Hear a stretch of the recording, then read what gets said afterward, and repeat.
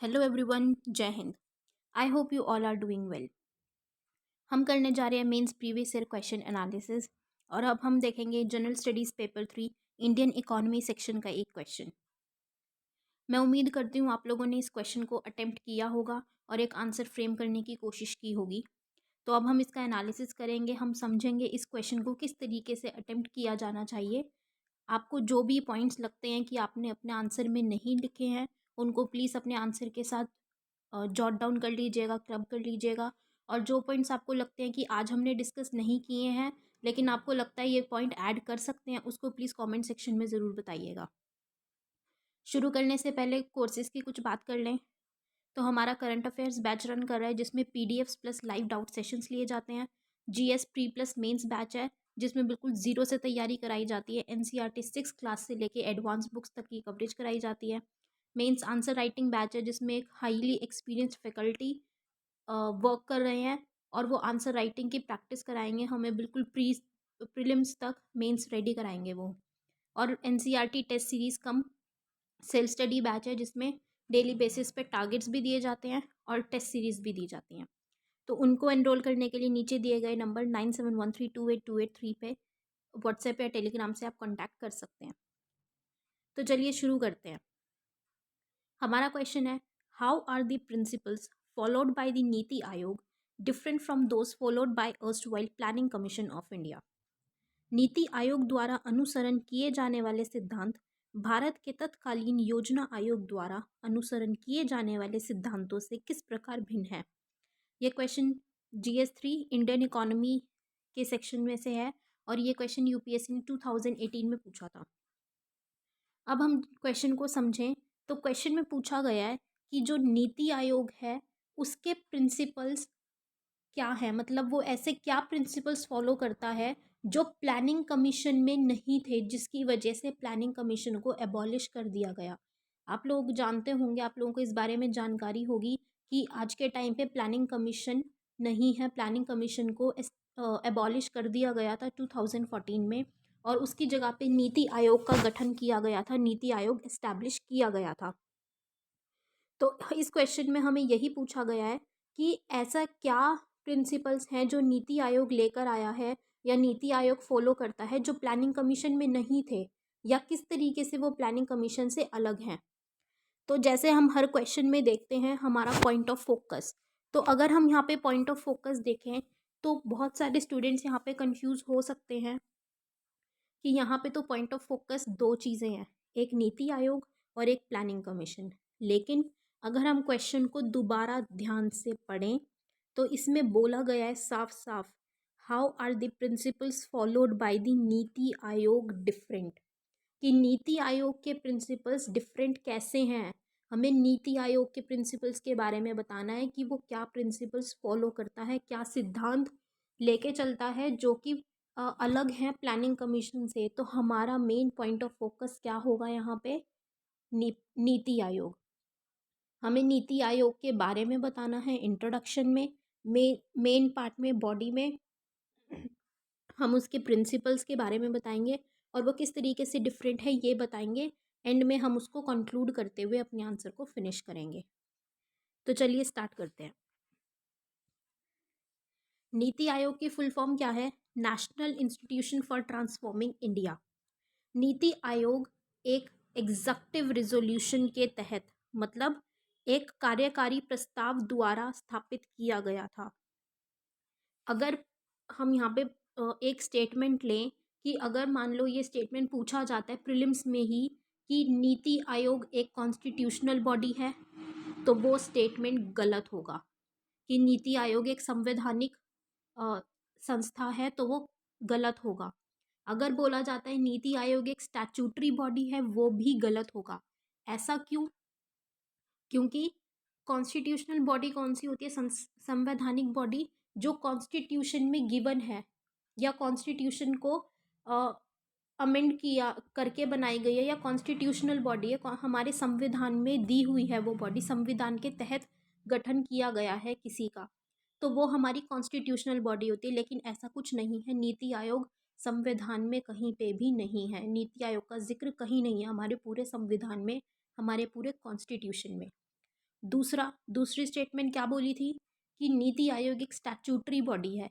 Statutory body वो होती है जो एक कानून के तहत बनाई गई हो, मतलब पार्लियामेंट से बिल पास होके एक्ट बना हो, जो एक्ट बन के एक बॉडी को की स्थापना की गई हो, एक बॉडी को गठित किया गया हो, उसको हम स्टैट्यूटरी बॉडी बोलते हैं। लेकिन पार्लियामेंट में नीति आयोग को बनाने के तहत या फिर उसको गठन करने के लिए कोई भी बिल पारित नहीं किया गया, कोई भी एक्ट नहीं लागू किया गया।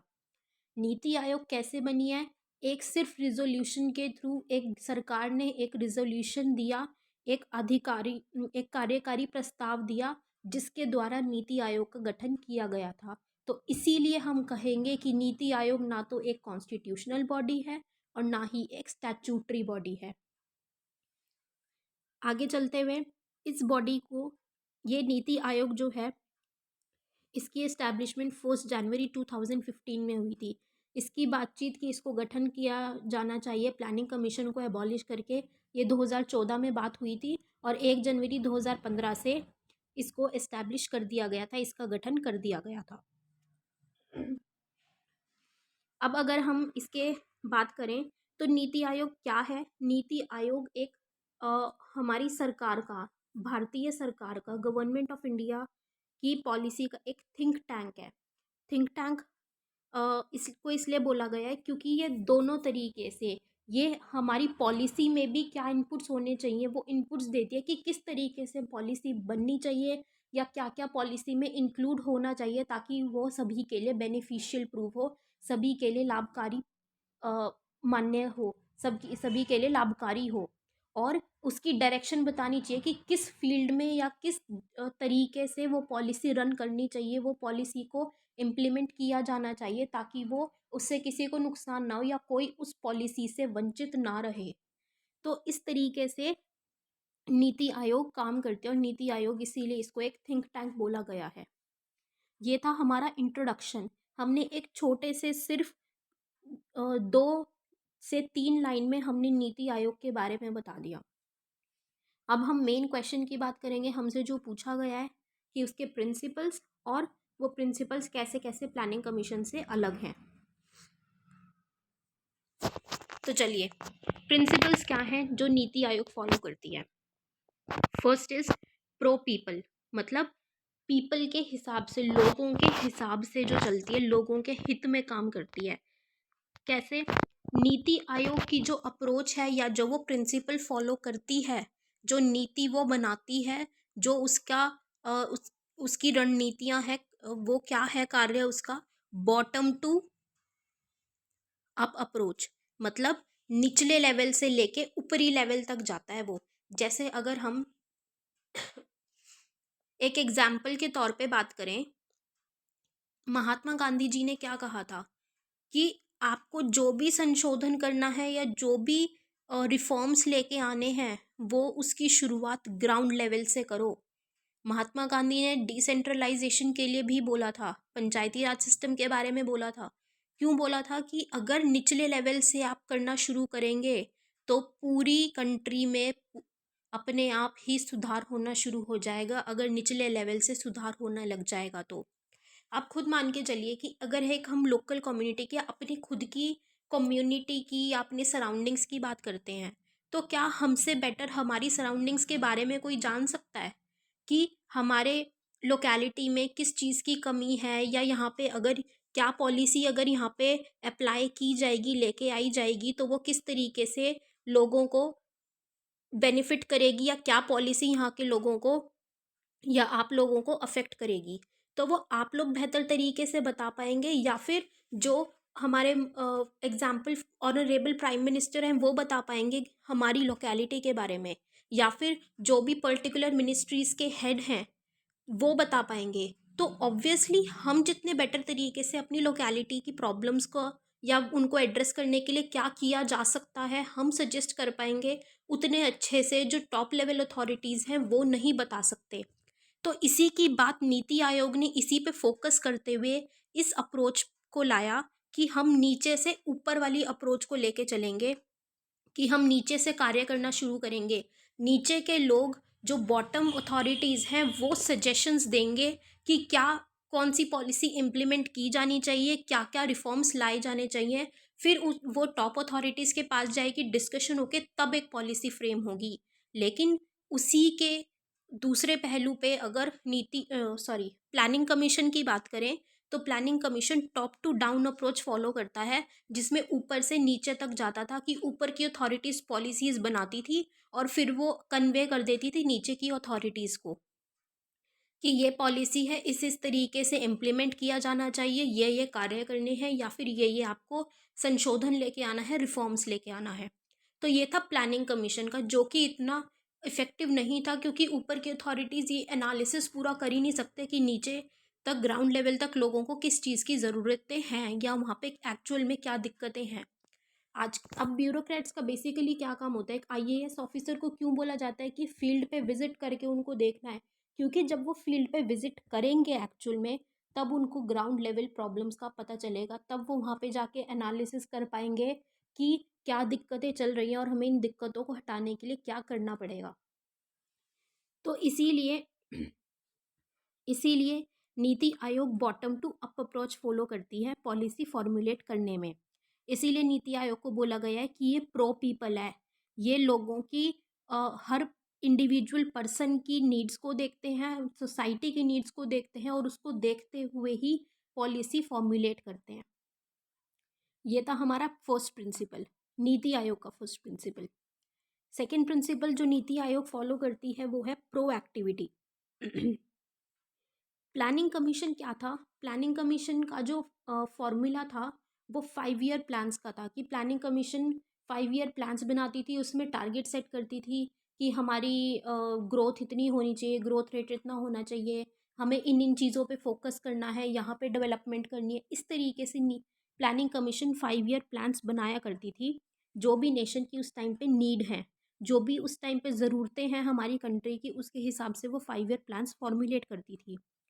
लेकिन नीति आयोग ने क्या अप्रोच फॉलो करी कि हम, ऐसा नहीं है कि हम 5 साल के लिए सेट कर दें। ऐसा भी तो हो सकता है कि हमने जो 5 साल के लिए सेट कर दिया, अभी तो नेशन की नीड हमें लग रही है कि हाँ ये नीड है, और हमने उसको 5 साल के लिए सेट कर दिया, लेकिन उसी टाइम पे ऐसा भी हो सकता है कि 2 साल बाद ही हमें कुछ और चीज़ को वहाँ पे जैसे फ्लेक्सिबिलिटी बोलते हैं, कि हमें चेंज करने की ज़रूरत पड़ गई, या हमें कुछ और एस्पेक्ट लेके आना पड़ गया, या उस प्लान में से कुछ एलिमिनेट करना पड़ गया, हटाने की ज़रूरत पड़ गई।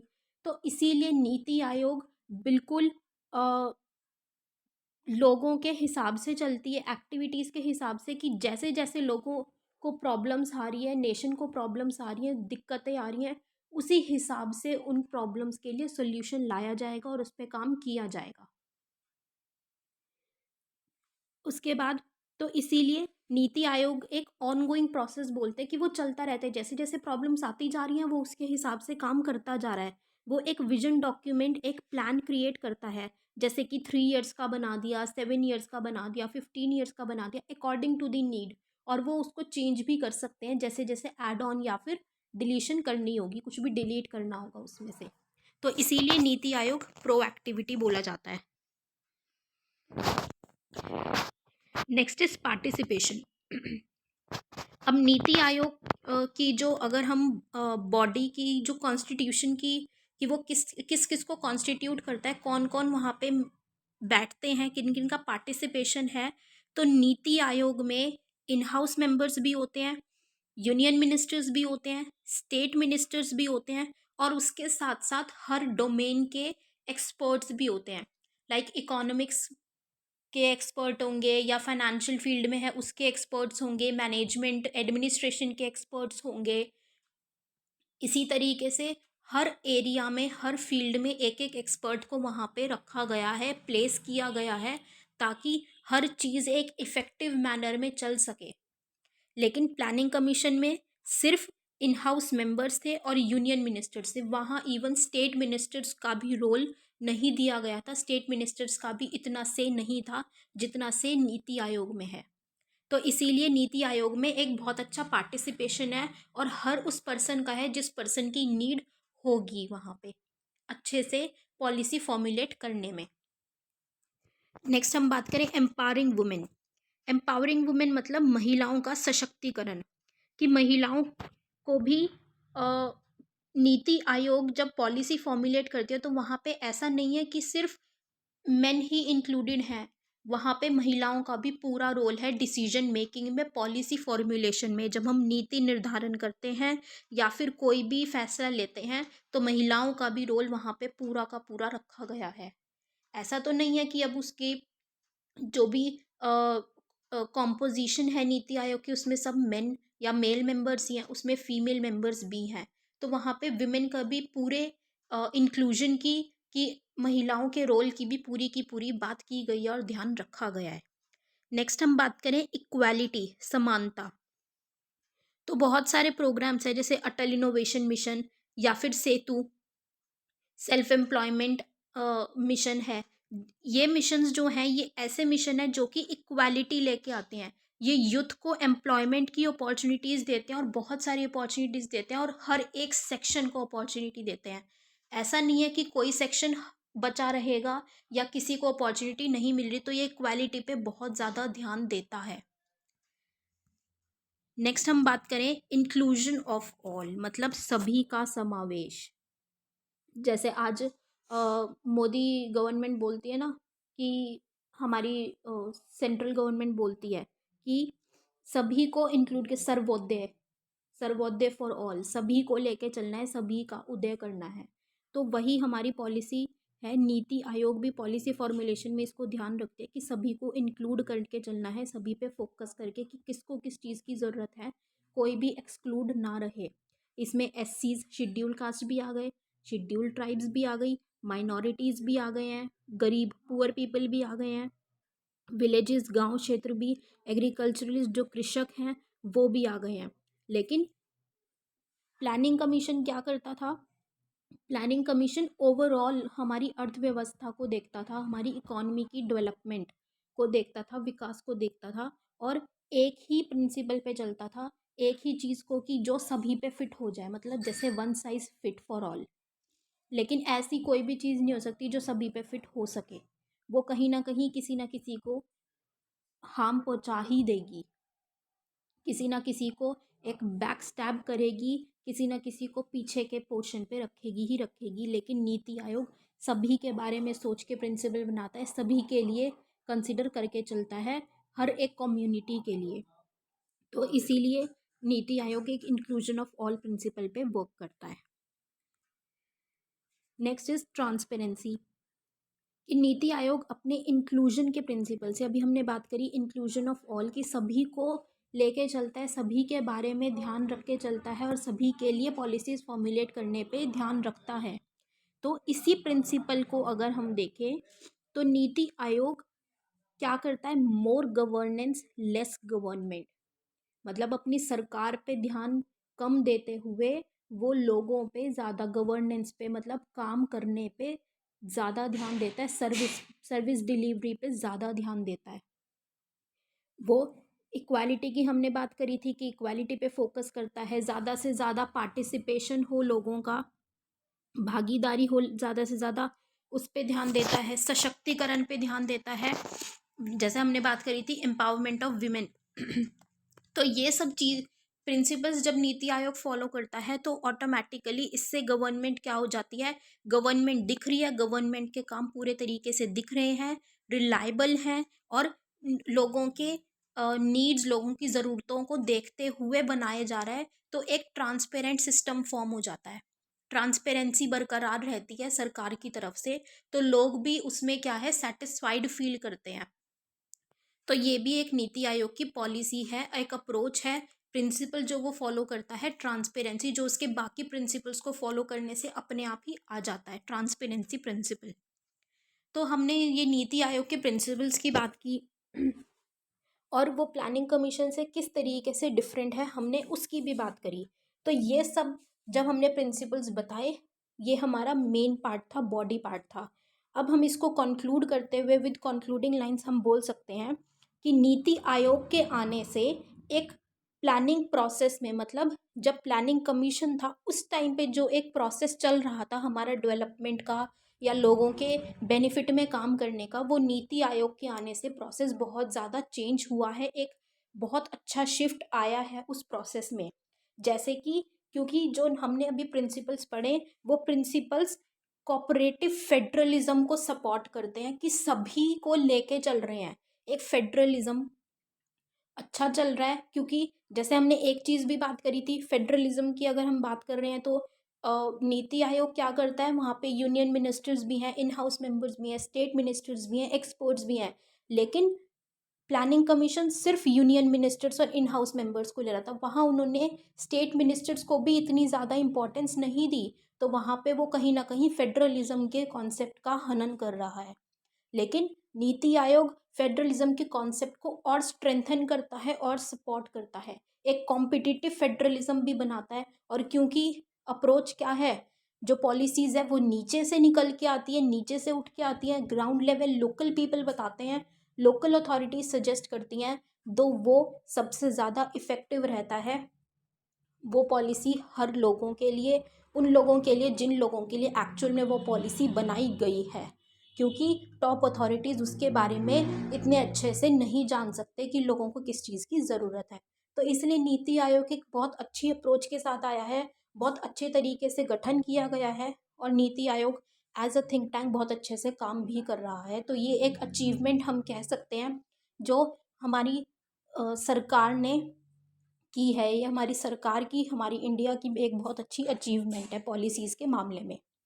तो आई होप आप लोगों को ये एनालिसिस अच्छा लगा होगा। प्लीज़ अपने कमेंट, अपना फीडबैक और अपने कुछ पॉइंट्स जो एक्स्ट्रा पॉइंट्स हैं वो प्लीज़ कमेंट सेक्शन में ज़रूर बताइएगा। कंक्लूड करते हुए मैं आपको कोर्सेज़ के बारे में बता दूं तो हमारा करंट अफेयर्स बैच है, PDFs plus live doubt sessions, जो बिल्कुल रेगुलर बेसिस पे होता है। GS pre plus mains batch है, हाईली रिकमेंडेड, उसको जल्दी से जल्दी ज्वाइन कीजिए। मेंस आंसर राइटिंग बैच है, अभी हुआ है, और बिल्कुल मेंस रेडी करने का बैच है वो, और एनसीईआरटी टेस्ट सीरीज और टारगेट्स बैच। तो एंड करते हुए इस सेशन को, thank you so much, have a great day ahead, जय हिंद।